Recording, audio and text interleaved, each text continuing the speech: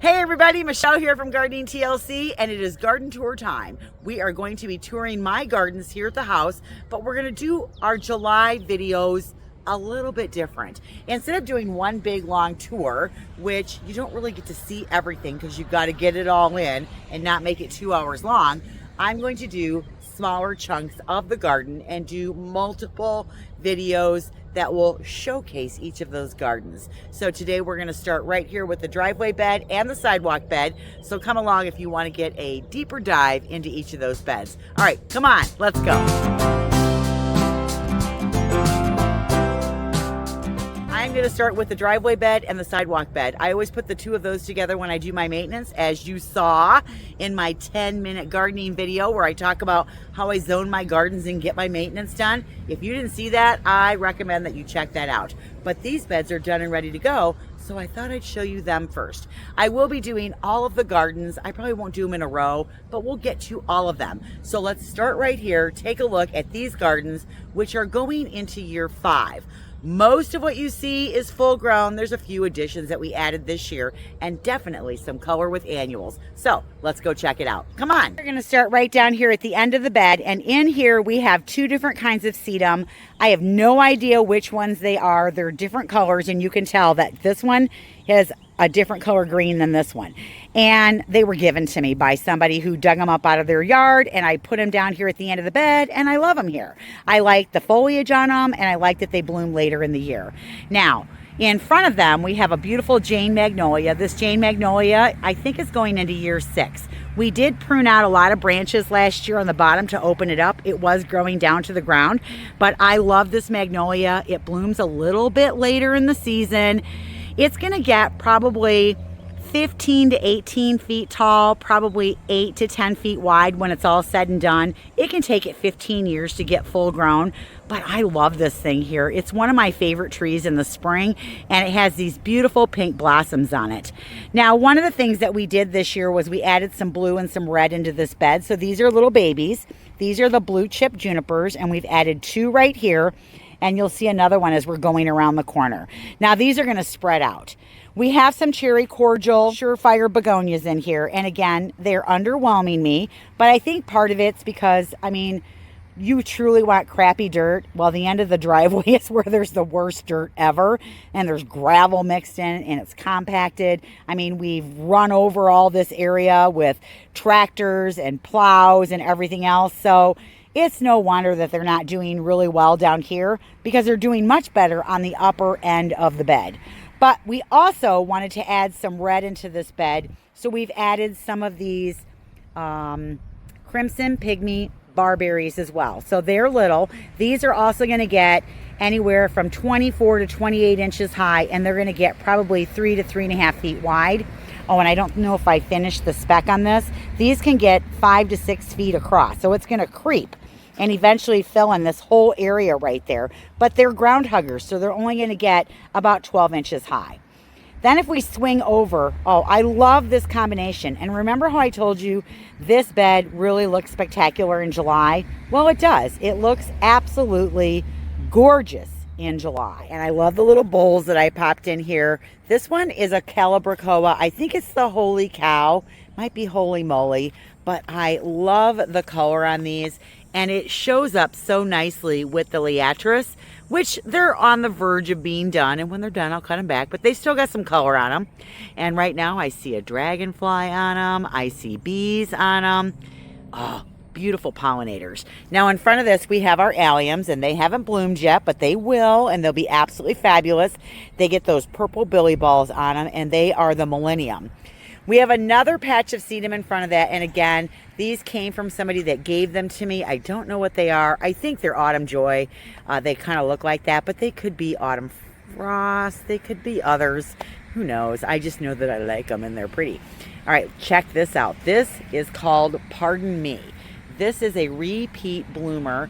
It's got a wine-colored flower with a deep yellow throat. They are absolutely gorgeous, and we have them ringing all the way around to the front. And then again, I dropped another little Sedona bowl in here, and this time I just used the white Calabricoas. You can see that I have another blue chip juniper here, and over time that blue chip juniper will fill in that whole area. And look, nobody has run over the black-eyed Susans yet. These are the Viette's Little Susies, and they are just now starting to open up. There's a few flowers on them. I just love that. Now, eventually I'll have to move this patch, and I won't be able to put that bowl there because this juniper will fill in this whole area. Now, part of the reason we put the junipers in was to help with erosion control and to keep the mulch from always washing onto the driveway. I love it. It is so beautiful. And then we've got the pardon me's that transition right into strawberry candy. So this is just a patch of 3 strawberry candies. I like this beautiful color on it. I don't even know what color it is. I mean, it's like a pink, but it's not really a pink. And then it's mauve, and then it's got that yellow throat, and it's, I don't know, I love it. It's such a beautiful daylily. And then if we pop up a little bit, you can see that we have another Sedona bowl back there with our holy, I think they're holy cow, is the Calibrachoa that's in there. And then we've tucked another one of the Crimson Pygmy barberries right here. All right, let's swing over and take a look at this absolutely gorgeous Woodgilla in here. This is a Sunset Monet, and it blooms fuchsia. Now, it is a rebloomer sporadically. It's not a great rebloomer, but it does get some flowers on it throughout the season as it's reblooming. A lot of times the new growth, when it comes out, see how it's this vibrant, almost lime green on here, and then as it ages, it gets a darker green, but it still has that variegated leaf on there. Now, this Woodgilla is full size right now. I would say that it's 5 feet high and probably 6 feet wide. We will be cutting this back to the ground at the end of the season. I usually do that every 3rd year. Last year we gave it a little bit of a prune mid-season to promote some more growth and to control the size a little bit. This year I take it all the way to the ground, but I won't do that until the end of the season after, you know, we've done our fall cleanup and stuff. So that's when I'll do that. I could do it now as well, and I still might, because what's behind it is absolutely gorgeous.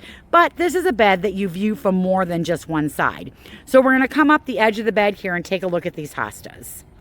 We have 2 beautiful hostas here. The first one being stained glass, which is this one right here. And then we have a Francis William right next to that. Both of these are absolutely gorgeous hostas, and I love them. We have a rainbow hosta next to that, and then our autumn frost from Proven Winners. We added some more of those to the garden this year. We had 3, now we have 6. And as you can see, the cherry cordial here are a little bit bigger, doing a little bit better. But again, the soil up here isn't the greatest either, because we are competing with all the roots from this great big sugar maple right here. So all in all, we wanted to add those so that we had some more color in the bed. And I think we accomplished that, but I don't know that they're performing as well as they normally would. Now, right in front of that, we have a beautiful lemony lace elderberry. I love the delicate fall of the leaves on this. It probably doesn't get as much sun as it should, but I feel like if it's in more sun, then I start to have scorching on the leaves. So when this first emerges, it has this absolutely beautiful chartreuse colored foliage on it that ages to this pretty green. It really does have a Japanese maple vibe to it, but I can't grow that. Definitely not here, and definitely not in the heavy clay. But look what's behind it. So these little cuties were hiding behind that Woodgilla, and isn't that glorious? These are the Fruit Punch Paniculata hydrangeas from Proven Winners, and look at how they have absolutely flowered up. So right now they're in the beginning stages. When they're closed, they're lime green. Then they're going to turn white. Now that white is going to start to age from the bottom of the flower to the top.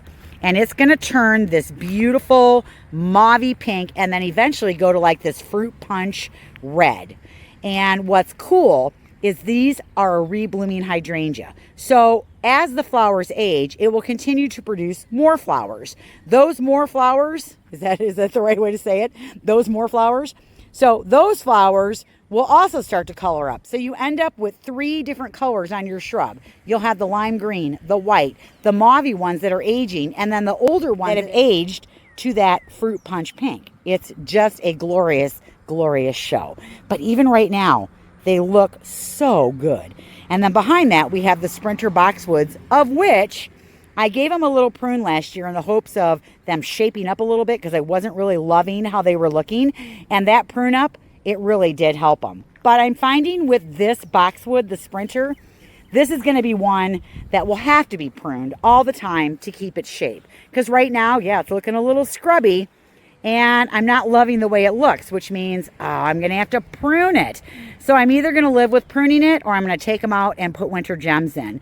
Right now, we're leaving them in. All right, we are now swinging around the back side of the bed. And take a look here. We have one more of our Crimson Pygmy Barberry. Now this one, I don't know if it's going to make it here. I might end up moving it. Usually barberries want more sun than what I'm giving this. And you can see that the leaves are starting to convert to a green. If you look closer at the inner leaves, that's what happens when they don't get enough sun. They'll revert to green. And I really want this to be red. So we'll see how this one does over the next couple years, and we'll decide if we're going to keep it or try something different with a different purple foliage. Next to that, we have an Ariel Sun King in its second year, so it's still pretty small, and I don't know if it'll ever get as big and glorious as it would. These guys can get upwards of 3 to 4 feet tall and wide and get great big chartreuse colored leaves on them, but underneath this maple, I don't know what it'll do. Because here's a perfect example of a hosta. This is the coast to coast. It's actually supposed to be a fairly large hosta. It's supposed to get like up to 4 feet across. This guy will never get that big, ever, because he is competing underneath this maple tree for all the light, not necessarily the light, but definitely the water and the nutrients. So we love that they're here, but I have to decide whether or not I want to keep them, because I really want that Sun King to get bigger. And the other thing is, do I really want 3 yellows together? 1, 2, 3. So I have to kind of think about whether or not I want to leave the Ariella in there or if I want to move it. All right, we come over this way. We got one of my favorite bowls of the year. And this one here has got the cherry cordial begonias. And this is where they look their absolute best, is in this bowl right here. Look at these shiny leaves. It is so gorgeous. And then we've got a Wicked Witch coleus in the center. I love that. And then we have I think this is a chocolate. No, it's not a chocolate drop. Hold on. I had to grab my tag. It's a burgundy wedding train.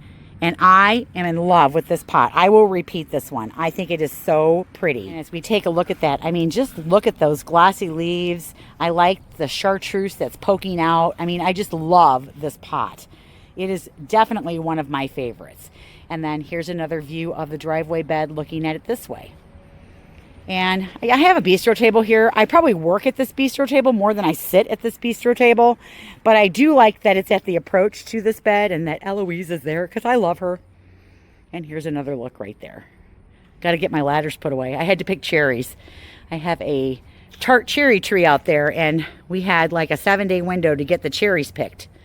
And there you go, you guys. There is the driveway bed. We are now going to come around the corner into the sidewalk bed, and as you see here, we have planted up Eloise. This is our head that we did last year, and I did it a little bit different this year. I still use succulents, but I used a yellow moss rose instead. So I like that there's some flowers in here, but I needed them to be compatible with the succulents and the echeverias and the hawthornias that we put in here. So we use the moss rose, and I love having her on this little table all planted up. Typically we take her apart once we hit in colder weather, but through the summer she sits here and I just love her. She makes me smile every time I see her. Just love it. All right, we are done with the driveway bed, and now we're going to come around the corner and we're going to look at the sidewalk bed. And first and foremost is our big, beautiful Alice oak leaf hydrangea. This hydrangea is absolutely gorgeous. It has big, beautiful leaves on it that turn red in the fall.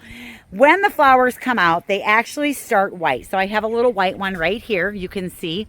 But then as they age, they get that pretty mauvey pink. Now, oak leaf hydrangeas bloom on old wood, which means that you really never have to do a lot of pruning on them. In the spring, I will look for the 3 Ds, dead, diseased, or damaged branches, and I will prune those off. But if I want to do a prune, I'm going to do it right after they're done flowering, and even then, I'm just going to shape it a little bit. I like the way this spills over the sidewalk. I think it is so nice. Now, when I planted this, it was a 3-gallon shrub, and it took it 3 years before it started blooming. So if you've put one in and it hasn't started to bloom yet, don't despair, because they can take 2 to 3 to 4 years to really start putting on the blooms. Now this is an Alice, and it's going to grow anywhere from 6 to 8 feet wide, and it can get 8 to 10 feet tall. I like to keep it about this size here. It fills in this corner really nice, and it kind of creates a little bit of a screen for me as I'm coming around the corner. Now, the next thing I love to do in my sidewalk bed is I like to add annuals in here. It gives me a nice punch of color, and every year I plant impatiens. I just change the colors out. I love that I can do that. I probably won't plant a whole bunch more in this bed. I've tried a couple things, but what I find is the problem is I have to water by hand over here, and it doesn't get really good rainfall because right there are the eaves to the house. Now you can see I have pretty much everything pulled forward. I have a few things that are in the back, like those little hostas underneath the actual eaves, but everything else gets subject to rain, so it does okay. Anytime I try to plant something a little bit further back, they really struggle. Now, right now, I have a few foxglove that I started from winter sown jugs. I had 10. There are 2 left. There's one right there, and there's another one right over here. So I really struggle with anything back there because it's just too dry. So I just add the annual bowls, and I really like it. This is a really inexpensive way to add color to your bed. And what I do is I take the low Sedona bowls, I make sure they have drainage in them, and in each one of these, I put a 6-pack. Now, this year I used the Portland mix, which is 2 different color pinks. So you can see I kind of have a lighter pink here, and that's almost like a lipstick pink, and then there's white. So if I move this leaf right here, you can see the whites in there. And some of them have more white, some of them have more pink. But I fill that in my little Sedona bowls, and then I just dot those Sedona bowls down the sidewalk, and it just provides this great punch of color. Now in my sidewalk bed, I have 5 of them. I have 3 in the bottom end down there and 2 down here. And then I also plant up these square planters right here. Now in the square planters, I have 1 coleus. This was a 4-inch coleus. This one is called Dipped in Wine. It is by Proven Winners. It's part of their Color Blaze series. And I absolutely adore the Color Blaze series. I pretty much like every coleus they have. This year I did Dipped in Wine. This one kind of grows up in individual bracts that come up like this. Some of them grow like in a great big mound. I like the look of both of them. Now in this I also used a 4-pack of impatiens. So all in all, in this area, I bought basically 1, 2, 3, 4, 5, 6-packs of impatiens, 4 coleus, and 4 4-packs of impatiens. That's a pretty cheap pop of color that's really impactful, and I just love it. So I'm going to do this every year. And this bed, it does kind of stay the same every year, but why change something that's low maintenance and easy to take care of, which I think this bed is as low maintenance as you get. The next thing we have in this bed is, as you can see down here, we do have another Alice oak leaf hydrangea, and you can see this one is a little bit taller, and I've let that one get taller because that window right there is my kitchen sink, so I like to look out the window and see the flowers. So we do have 2 of the oak leaf hydrangeas in here. Now the other thing that we've planted in here are winter gem boxwoods, which are my absolute favorite. These boxwoods are going in their 5th year. They can get bigger than this, and in all the time I've had them, I've pruned them 1 time. I think my favorite thing that I like about winter gem boxwoods is, 1, they hold their green color through winter for me here in zone 5. 2, they grow in these nice round balls, so even if you don't prune them, they still look good. And 3, they have a nice dark color on them. They're dependable, they're reliable, they look good. I just really like them. Now, if I plant this in more sun, they're actually going to get bigger. I have some in the front garden beds as well that are twice the size, and they're only 2 years older. So for me, I can prune them or not prune them, and I really don't care. To keep it low maintenance, I don't prune them. Now, also in this bed, I have 3 hostas. This one is new. I just planted it last year. Then we have one here that I cleaned all the tattered leaves off of it. And normally this hosta is big, beautiful, and glorious. This year my hostas are a little bit smaller because I've had to clean leaves off of them because we had hail at the beginning of the season and it tattered a lot of the leaves. So this is June. June is a great hosta. It's going to get 2 to 3 feet wide and about 2 feet high. It gets these really pretty blue-green leaves, and I just absolutely love the variegation on this one. It's so rich. It just is a great hosta. So we have those 3 in here, and I probably could add some more, but I like that you can see each hosta. Now I also have in here some calamagratis. This is a Korean feather reed grass. This is one of the few grasses that will actually grow in the shade. Now it's not going to get as big as it would in the sun. It is going to get some plumes on it. It's not going to be this big, robust grass, but it's nice enough and big enough that I love the movement of it in the bed. So I have this repeated throughout the bed, and I have 2 down here. This is going to get its plumes on it more towards the end of August, and they come out and they're this absolutely beautiful champagne pink. Oh, I love them. All right, look at this bad boy. This is an Incredible. Now, this Incredible does not get enough sun as it needs, and it does really well here, though. It's the perfect size. I like that it kind of drapes like this. I do have a trellis in here. You can see right there, kind of holding the whole thing up. Now, the flowers are lime green now, but when they first came out, they were white, and then they turned the lime green. I just like the way this looks here. I think it looks really good. I don't care that it is, you know, arcing a little bit because it doesn't get enough sun. I just like the look of this in the bed. It looks so good. Beneath that, I do have a Palace Purple Coral Bell, or a heuchera, down here, along with my little bunnies. And that's the other reason why I prop up this with the trellis, is so that that doesn't get buried and we can still see it. So I love this little vignette right here. I think it is so pretty. Next to that, we have a planter box on our bench. I struggle with this planter box every single year. I swear to God, it either is too dry, too wet, too something, and I struggle getting things to look absolutely fabulous in it. This is my 3rd try over here with a different kind of planter. Now this year I tried to put in the caladiums and the coleus. I had some begonias in here, but we had so much rain, it kind of rotted them out. And in the middle of all of this, I have a fern, because I thought the fern would do well. See, but you can see, look, here's some crispy leaves. I guess I should have groomed this when I cleaned up. All right, but all in all, I mean, it doesn't look horrible, but it's not as full as it should be. And I try not to overwater it. I do fertilize it once a week, but it's not wow. It's just kind of, it's there. It's okay. So I can live with it for the year. We'll try something else next year. And I think I might lose the bench. And I think I might get a tall planter to put right here that will like be in the center of the sidewalk. So I might just switch out the whole pot. All right, let's look at the second half. Our second half down here starts with a Patriot hosta that's been groomed up because it was really damaged. And then we also have 2 Jack Frost Brunneras.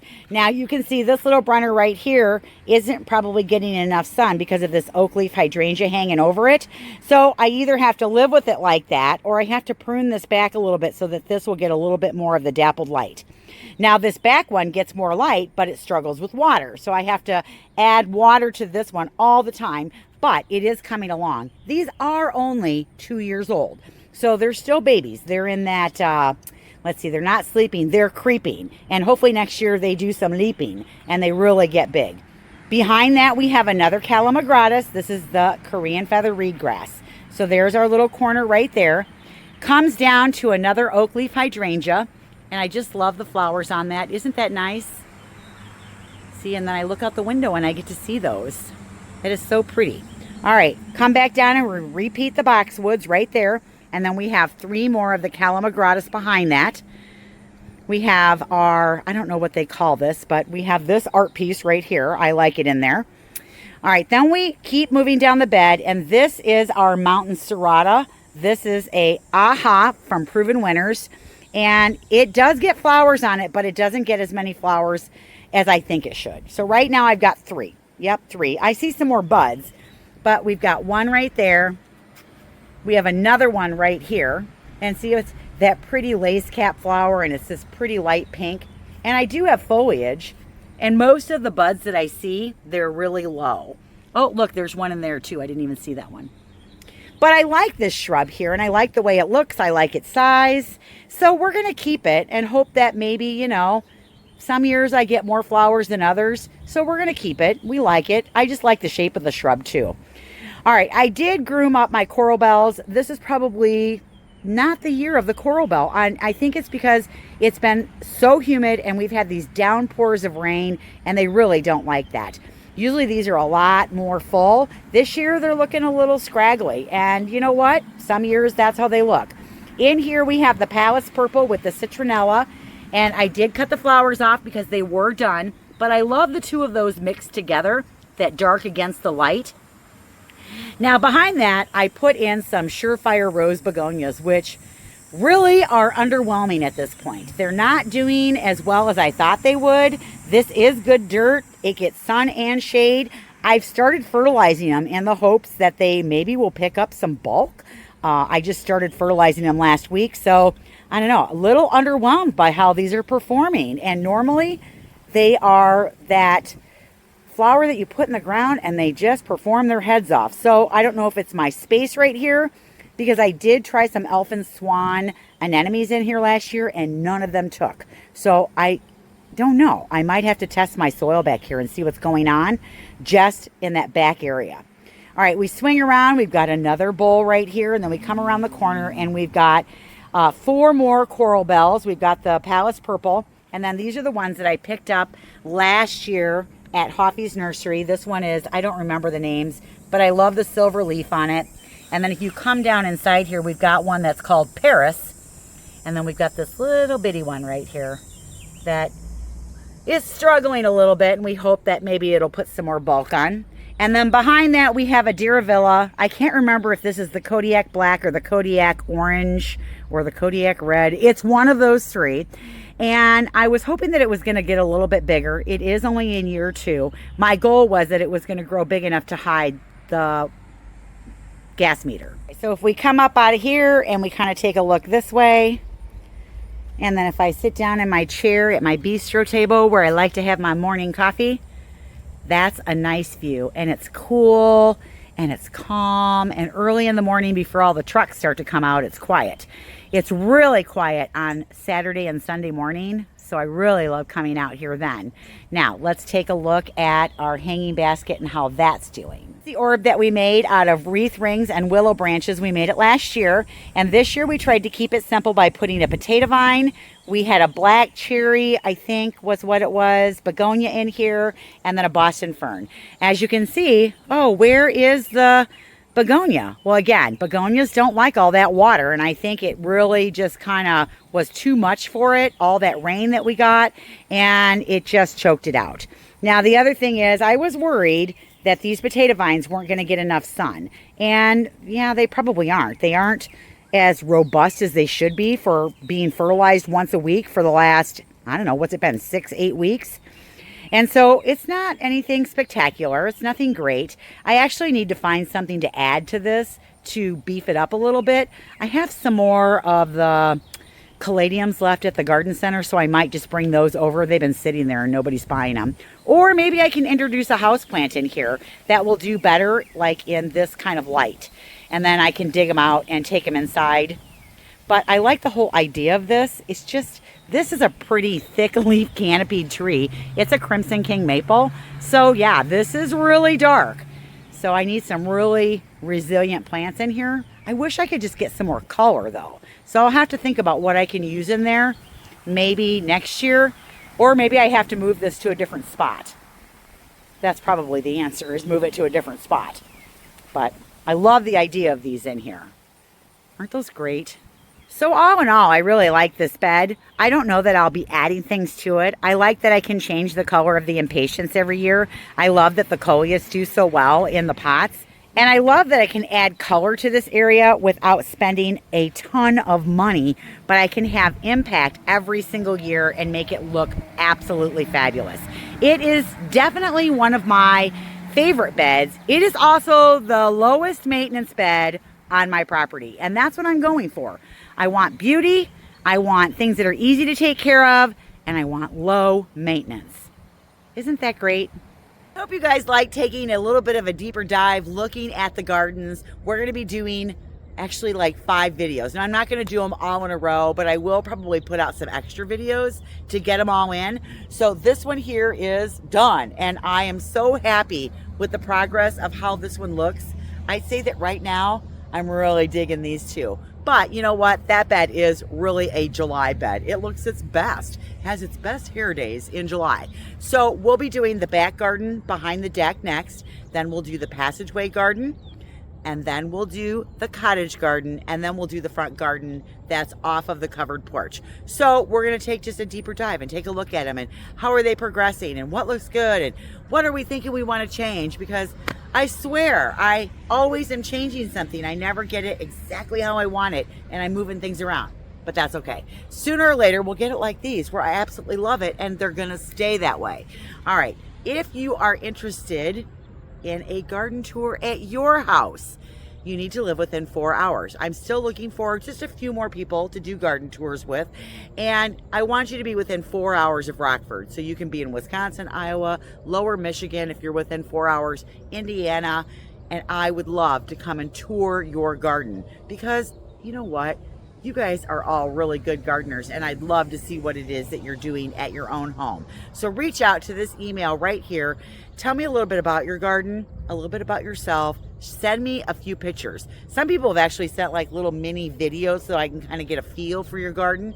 That way we can decide when is the best time to do the tour. So reach out if you guys would like me to come and do a tour. All right, so that's all I've got for today. Thank you so much for watching.